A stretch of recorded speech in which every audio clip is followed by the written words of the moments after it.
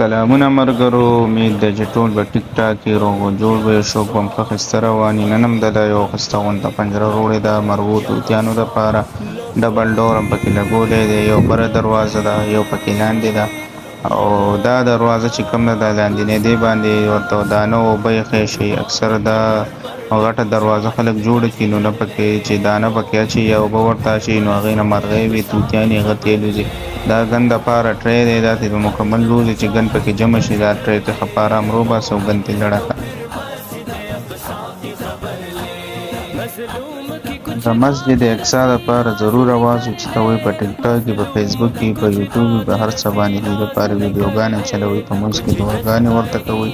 ویډیو هم که خوښه وي لایک شیر کمنټ ضرور کوئ. د الله په امان. السلام علیکم.